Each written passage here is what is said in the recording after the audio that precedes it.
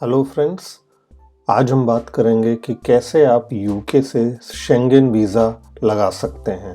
अगर आप इस साल यूरोप विज़िट करना चाहते हैं तो आपको पता ही होगा कि शेंगेन वीज़ा मिलना आजकल कितना मुश्किल है। इस वीडियो में हम बात करेंगे शेंगेन वीज़ा से रिलेटेड इंफॉर्मेशन, उसके अपॉइंटमेंट की प्रोसेस, उसमें एप्लीकेशन आप कैसे फिल कर सकते हैं, क्या क्या मैंडेटरी डॉक्यूमेंट्स हैं और अपॉइंटमेंट के टाइम पे वीज़ा सेंटर में आप क्या क्या इन्फॉर्मेशन आपके पास होनी चाहिए। सो फ्रेंड्स, आज की डेट में सबसे डिफ़िकल्ट है शेंगेन वीज़ा का अपॉइंटमेंट। मैंने खुद करीब 3 हफ्ते ट्राई किया, ऑलमोस्ट एवरी आवर, बट जैसे ही आप अपॉइंटमेंट बुकिंग पे क्लिक करते हैं उसमें ये दिखाएगा कि स्लॉट ऑलरेडी जा चुका है।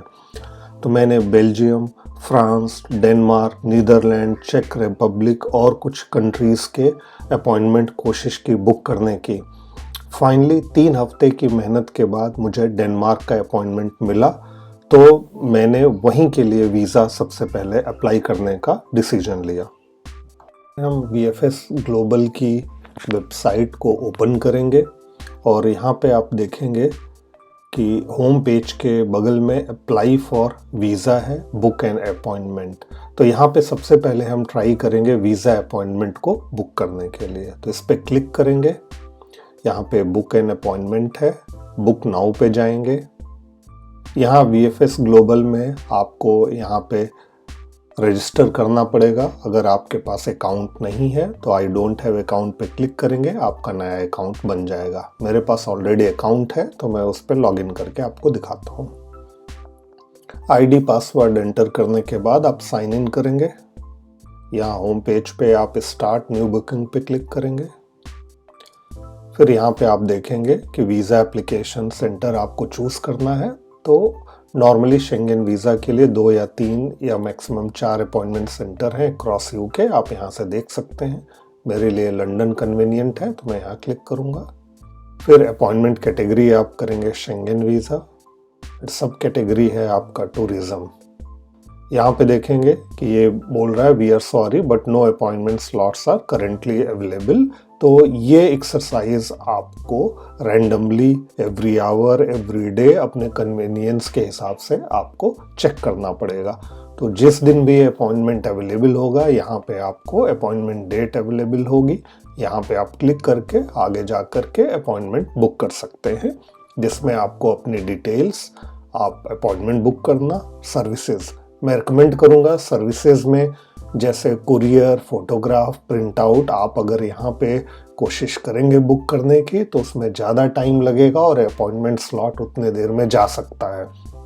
तो मेरा रिकमेंडेशन होगा आप अपनी डिटेल्स भर के जितना जल्दी हो सके अपना अपॉइंटमेंट बुक कर लें, और ये सारी सर्विसेज आप वीज़ा सेंटर में ऑप्ट कर सकते हैं। वहाँ पे वीज़ा सर्विस एग्जीक्यूटिव आपसे पूछेंगे कि आपको क्या क्या एडिशनल इन्फॉर्मेशन, जैसे पासपोर्ट आप कुरियर से आपके एड्रेस पे डिलीवर करना चाहेंगे या फिर आप खुद जाके कलेक्ट करना चाहेंगे।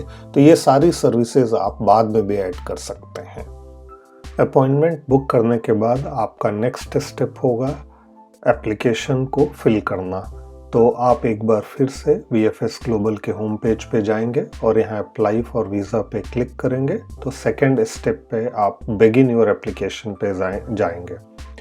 तो second step begin your application पर जाएंगे।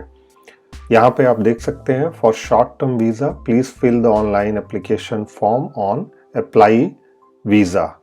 तो अप्लाई वीज़ा पे आप क्लिक करेंगे तो एक नया वेब पेज ओपन होगा जो डेनमार्क की मिनिस्ट्री ऑफ फॉरेन अफेयर्स का होम पेज होगा। आपको सबसे पहले आपको यहाँ पे रजिस्टर करना होगा, रजिस्टर लिंक पे विद ईमेल एंड आईडी और आपके बेसिक इन्फॉर्मेशन। मेरे पास ऑलरेडी रजिस्ट्रेशन है तो मैं लॉगिन यहाँ पे करूँगा। अप्लाई फॉर वीज़ा पर क्लिक करने के बाद आपके पास एक क्वेश्चन आएगा जिसमें ये पूछा जाएगा कि आप इंडिविजुअल अप्लाई करना चाहते हैं या ग्रुप में अप्लाई करना चाहते हैं। अगर आप अकेले ट्रेवल का प्लान बना रहे हैं तो अप्लाई फॉर इंडिविजुअल वीज़ा पर क्लिक करें, और अगर आप अपने फैमिली या फ्रेंड्स के साथ प्लान कर रहे हैं तो अप्लाई फॉर ग्रुप वीज़ा पर क्लिक करें। यहाँ पर क्लिक करने के बाद आप देखेंगे आपके पास सारी इन्फॉर्मेशन, जैसे कि किस सेंटर पे आप अपना एप्लीकेशन सबमिट करना चाहते हैं। अगर लंदन है तो आप लंदन सेलेक्ट कर सकते हैं। सिमिलरली आप अपने ग्रुप का नाम अपने चॉइस के साथ दे सकते हैं, जैसे मैंने अयांश फैमिली के नाम से डाल रखा था। डेस्टिनेशन आप कहाँ पे जाना चाहते हैं, मेन डेस्टिनेशन आप यहाँ से सेलेक्ट कर सकते हैं, ये डेनमार्क है। अदर मेंबर स्टेट आप कहाँ कहाँ घूमना चाहते हैं, तो ये आप यहाँ पे सिलेक्ट कर सकते हैं। ये सारे आपके पास शेंजन की सिटीज़ के ऑप्शन आएंगे, जहाँ भी आप घूमना चाहते हैं आप सारी इंफॉर्मेशन यहाँ पे डाल सकते हैं। आप फिर नेक्स्ट क्वेश्चन है कि which Schengen country will you enter first. तो नॉर्मल केस में चूंकि हम डेनमार्क से अप्लाई कर रहे हैं तो डेनमार्क का ही ऑप्शन देंगे, लेकिन अगर आपकी इटनरी में कोई और कंट्री है जहां आप डेनमार्क से ज़्यादा दिन स्टे करेंगे तो आप वहां पे भी देख सकते हैं। फिर पर्पस ऑफ जर्नी आप ये डाल सकते हैं टूरिज़्म, एंड अगेन अगर टूरिज़्म के अलावा कोई पर्पस है इसके बाद नेक्स्ट पेज पे आप जाएंगे। यहाँ पे नेक्स्ट क्वेश्चन में नंबर ऑफ एंट्रीज है, तो नॉर्मली मल्टीपल एंट्रीज रिकमेंडेड होता है कि आपको एक से ज़्यादा बार की, अगर लॉन्ग वीज़ा मिलता है तो आप एक से ज़्यादा बार शेंगेन एरिया में एंट्री कर सकते हैं। डेट ऑफ ट्रेवल आप डाल सकते हैं और उसके बाद नेक्स्ट पेज पे जाएंगे तो आपके date of travel, hotel bookings, flight ticket, ये सारी इंफॉर्मेशन आपके नेक्स्ट पेजेस में आपको मिलेगी। और फाइनली आप क्या करोगे, डॉक्यूमेंट को सारी इंफॉर्मेशन फिल करने के बाद आप सबमिट कर दोगे। जब आप अपने डॉक्यूमेंट्स को, अपने एप्लीकेशन फॉर्म को यहाँ पे कंप्लीटली सबमिट कर दोगे तो आप माई एप्लीकेशन पे क्लिक करके आप सारे अपने एप्लीकेशन को यहाँ पे देख सकते हो, यहाँ पे व्यू कर सकते हो और उन डॉक्यूमेंट्स को यानी एप्लीकेशन फॉर्म को डाउनलोड कर सकते हो फॉर योर बायोमेट्रिक अपॉइंटमेंट। अब हम बात करेंगे सपोर्टिंग डॉक्यूमेंट्स की, जो VFS पेज पे ही हमें मिल जाएंगे। नेक्स्ट आप देखेंगे यहाँ पे डॉक्यूमेंट्स रिक्वायरमेंट, कौन कौन से डॉक्यूमेंट्स आपको चाहिए। यहाँ पे आप चेकलिस्ट दी हुई है, इसको ज़रूर से आपको फॉलो करना है। यहाँ पे देखेंगे हम टूरिज़्म की चेकलिस्ट ओपन करेंगे। एक बात आप ध्यान रखेंगे कि जितनी भी एप्लीकेशन, यानी आप अपने फैमिली के साथ जा रहे हैं या फ्रेंड्स के साथ जा रहे हैं, आपके पास जितनी नंबर ऑफ एप्लीकेशंस होंगी उतने ही ये चेकलिस्ट डॉक्यूमेंट भी रिक्वायर्ड है। तो यहाँ पर आप देखेंगे सबसे पहले करेक्टली साइंड एप्लीकेशन फॉर्म होता है। इनके एप्लीकेशन फॉर्म को आप कवर लेटर बोलते हैं। Signed current passport plus all copy of pages, ये थोड़ा कंफ्यूजिंग है, लेकिन मैंने अभी वीज़ा एप्लीकेशन सबमिट किया है तो मैंने क्या किया था कि सारे फर्स्ट और लास्ट पेज प्लस जितने भी स्टैम्प्ड पेज थे उनकी कॉपी मैंने ली थी और उस पर साइन किया था। अगर आपके पास कोई पुराना पासपोर्ट है तो उसकी भी आप कॉपी और ओरिजिनल ले सकते हैं अगर उसमें स्टैंपिंग है। यूके रेसिडेंसी प्रूफ यानी BRP कोड और शेयर कोड चाहिए। आज के टाइम पे जितने भी लोगों के पास BRP है सब पे 31 दिसंबर 2024 एज ए एंड डेट लिखा है। अगर आपका वीज़ा नेक्स्ट ईयर या उससे ज़्यादा भी वैलिड है तो इसलिए आपको एक शेयर कोड का प्रिंट आउट भी लेना पड़ेगा जिस पे आप डेट ऑफ बर्थ और नाम एप्लीकेंट का डाल सकते हैं, जिससे कि actual end date of BRP को वैलिडेट किया जा सके। इसके बाद है ट्रैवल एंड मेडिकल इंश्योरेंस। आपको ये बहुत अच्छी तरह से ध्यान देना है कि आपके पास एक्चुअल ट्रैवल इंश्योरेंस होना चाहिए और वो आपके ट्रैवल डेट्स को कवर करना चाहिए। और इसमें एंटायर शेंजन एरिया, बहुत सारे ऐसे ट्रैवल इंश्योरेंस हैं जो कंप्लीट शेंजन एरिया को कवर नहीं करते हैं, तो आप ये ध्यान रखेंगे कि आपके पास जो भी ट्रैवल इंश्योरेंस है वो एंटायर शेंजन एरिया को कवर करता हो और इसमें कोविड का भी कवर होना चाहिए। मिनिमम 30,000 का कवर होगा, लेकिन आप गूगल पे सर्च करेंगे तो आपको 30-40 पाउंड में 1 मिलियन तक के आपके ट्रैवल इंश्योरेंस आसानी से मिल जाते हैं। फिर नेक्स्ट है proof of sufficient funds for the stay. अगर आप यूके में हैं तो आपके पास यूके का बैंक अकाउंट होगा। 3 महीने की आपको बैंक स्टेटमेंट देनी है, जिस बैंक स्टेटमेंट में आपका फुल नेम मस्ट होना चाहिए, मेंशन होना चाहिए। और अगर आप अपने फैमिली में अपने स्पाउस को स्पॉन्सर कर रहे हैं, हस्बैंड या वाइफ को, तो आपको original marriage certificate plus copy चाहिए। एक स्पॉन्सरशिप लेटर चाहिए जिसका फॉर्मेट आपको गूगल पे मिल जाएगा। और आपको अपना खुद का बैंक स्टेटमेंट उस सेपरेट एप्लीकेशन जो आपके स्पाउस की होगी उसमें भी लगाना पड़ेगा। इसके बाद प्रूफ ऑफ ट्रैवल प्लान, ये बहुत इम्पॉर्टेंट है। आपको प्रूफ ऑफ ट्रैवल प्लान में आपको आपके होटल्स की बुकिंग, अगर आप टूरिज्म पर्पस से जा रहे हैं या आपको किसी फैमिली मेम्बर या फ्रेंड्स ने इनवाइट किया है तो वो इनविटेशन लेटर चाहिए। रिजर्व्ड रिटर्न टिकट चाहिए, चाहे फ्लाइट का चाहे ट्रेन। अगर आप यूरोस्टार से जा रहे हैं, फ्लाइट से जा रहे हैं तो फ्लाइट का है। मैं एक एडवाइस यहाँ पे देना चाहूँगा, अगर आप booking.com से करते हैं तो उसमें आपको एडवांस पैसे नहीं देने पड़ते हैं, तो आप बुकिंग जो कि जेन्युइन है और एक्सेप्टेबल है। लेकिन ट्रेन या फ्लाइट की टिकट यहाँ पे चीप होती हैं। मैं रिकमेंड करूँगा कि आप ओरिजिनल टिकट लें। बहुत सारे वेबसाइट्स डमी टिकट्स प्रोवाइड करते हैं जिनकी वैलिडिटी 1 हफ्ते या 2 हफ्ते की होती है, लेकिन अगर वीज़ा ऑफिसर ने उस ड्यूरेशन के बाद आपके एप्लीकेशन को वेरीफाई किया तो उसे एक्चुअल बुकिंग नहीं मिलेगी और वो फेक मानी जाएगी, जिसके बेसिस पे वीज़ा रिजेक्ट हो सकता है।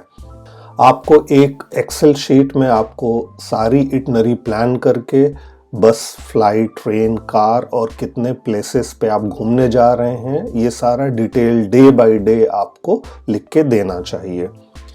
यहाँ पे ये लिखते ज़रूर हैं कि दे रेकमेंड कि आप ओरिजिनल टिकट बाई न करें। ब्रिटिश एयरवेज पे एक नॉमिनल फीस देकर बुक कर सकते हैं, तो वैसे टिकट भी आपको मिल जाए तो वो भी रिकमेंडेड है। दूसरा एक चीज़ और मैं बताऊंगा कि अगर आपके साथ आपका कोई चाइल्ड है तो उसके लिए आपको एक कंसेंट लेटर भी टाइप करना पड़ता है। उस कंसेंट लेटर में आपको लिखना होता है कि आप अपना और अपने स्पाउस का कंसेंट दे रहे हो एम्बेसी को कि चाइल्ड आपका आपके साथ जाएगा।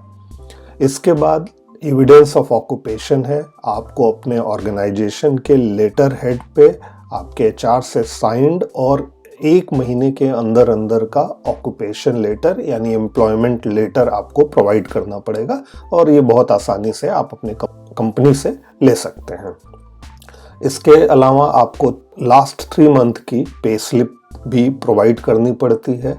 अगर आप सेल्फ एम्प्लॉयड हो तो आपको अकाउंटेंट लेटर और annual salary drawn and self assessment from edited by revenue and custom authorities, ये आपको प्रोवाइड करना पड़ेगा।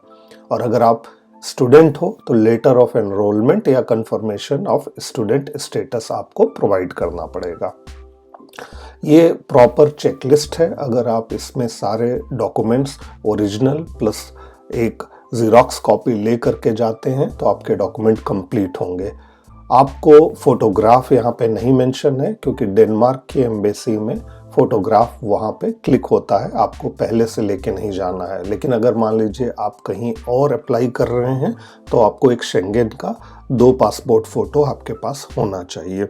ये एक तरह से एक जेनरिक गाइडलाइन है जो किसी भी शेंजेन एम्बेसी में अप्लाई करने के लिए सारे डॉक्यूमेंट की चेकलिस्ट मानी जाएगी। तो अब आपको अपॉइंटमेंट के बेसिस पे वीज़ा सेंटर विज़िट करना होगा।